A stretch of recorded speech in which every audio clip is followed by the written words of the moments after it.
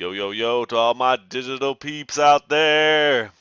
Today's information is going to be about an old sensation. Pericles was his name, and ruling Athens was his game. So let's find out what this dude Pericles was all about. But before we can get into Pericles, we got to find out what the Delian League is. And the Delian League started in 478 BC, and it was in response to the Greco-Persian Wars. Um, Athens gets together and they form this league with a lot of the other Greek city-states, not Sparta or any of the ones that are kind of allied with Sparta uh, over there. But they form it with a lot of the other city-states who are worried that the Persians might try to come back and attack. And also, they're motivated in order to get Greek territories back from Persia. Some of those ones that were on that far-reaching boundary, uh, they want to get those back out of Persia's hands. Well, and as this league continues to go on, Athens takes more and more control of the league. They wind up becoming more and more the lead of the. Well, they were always kind of like the leader of the league, but they wind up supplementing everybody to their control. They eventually wind up like, okay, hey, you go do this, you go do this. There was no debate about it. What Athens said, Athens got inside of this league. And by 454 BC, I mean, it pretty much turned into the Athenian Empire, um, where Athens was in control of it all. And a lot of this was due to a man by the name of Pericles. And just so you get a little picture of it, again, here's Athens. Remember, here's Sparta over here. The ones in red are the ones that are going to stay or will eventually wind up teaming up with Sparta. Um, the ones in this orangish color are going to be the allies of Athens. They're going to be the ones who start off in the Delian League. And the ones in this yellowish color wind up following Athens, but these are the ones over here that they were trying to free out from that Persian Empire.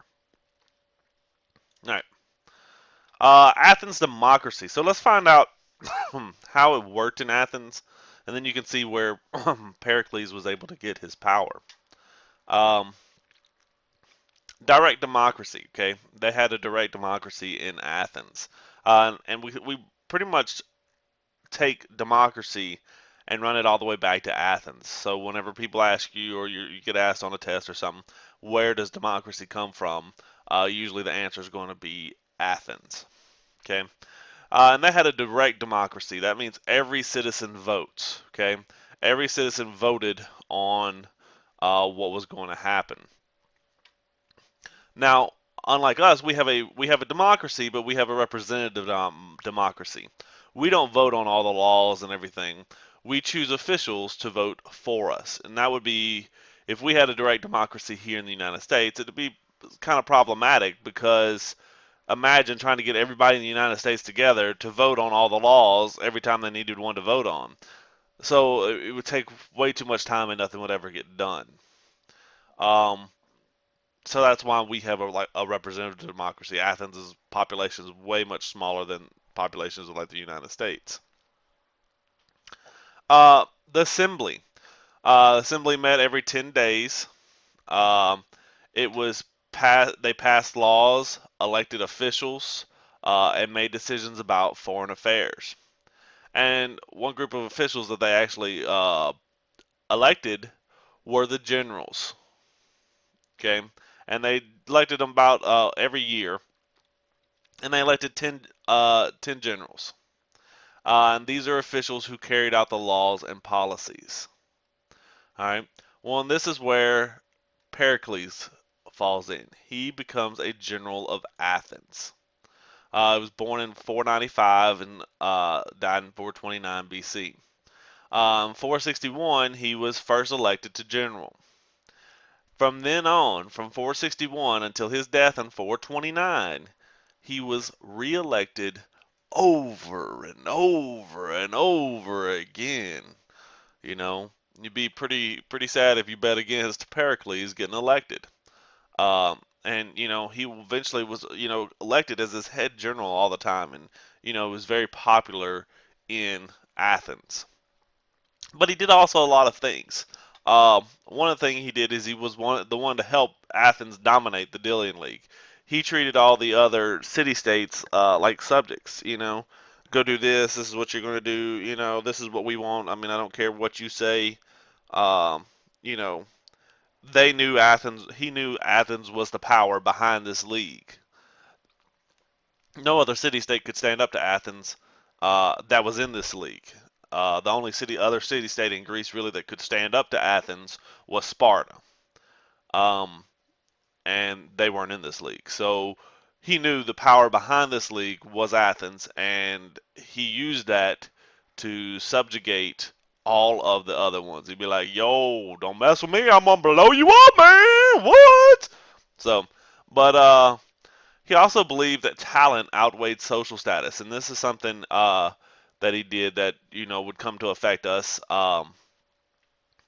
In other words, what this means is just because you're from a poor family, if you have the talent for doing a specific job, that doesn't mean it should keep you from that being from a poor family should keep you from doing that job that you're talented at, whether it being something easy to think of is like if you were a musician or an artist.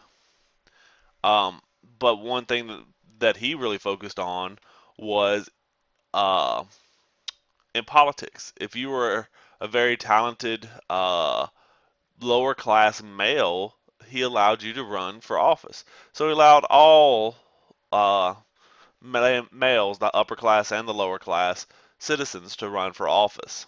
Now, that's citizens because remember that's not women and that's not foreigners or foreign born. You could live in Athens, but if you were not born in Athens, you couldn't be a citizen.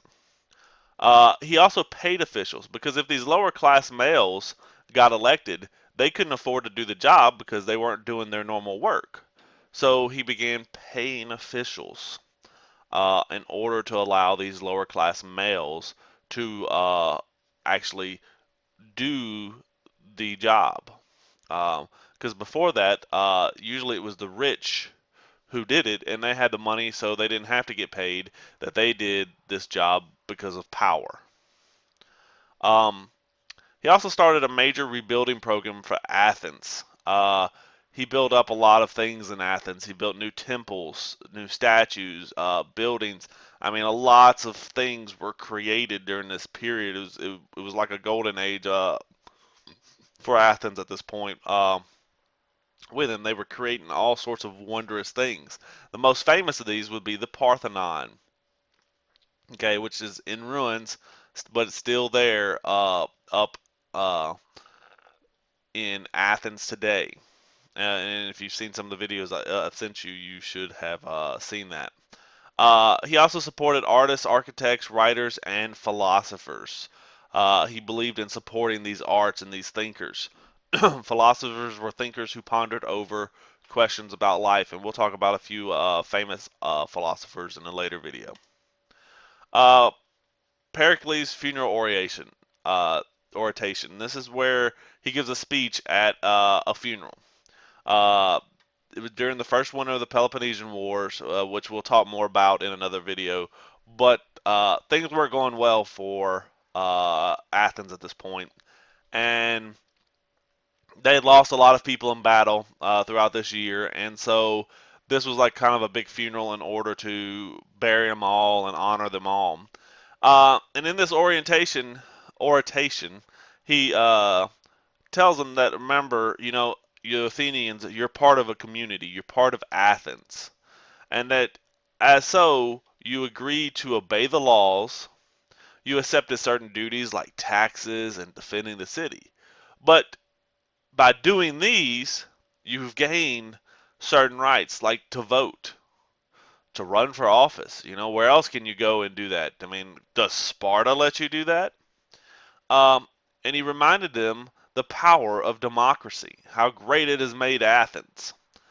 And he used this whole funeral speech as a motivational speech and encouraged them to keep fighting. You know, reminded them that fighting for Athens was to fight for democracy. We couldn't let this marvelous way of life be destroyed by a bunch of like meandering numbskulls as the Spartans. Um, and if you ever get a chance to read his funeral orientation, it is it was really well put in with what he said. Well, but he dies, and as we mentioned, he dies in 429 BC, and he dies from the plague. And we'll talk again about that when we talk about the Peloponnesian War. So until next time, deuces.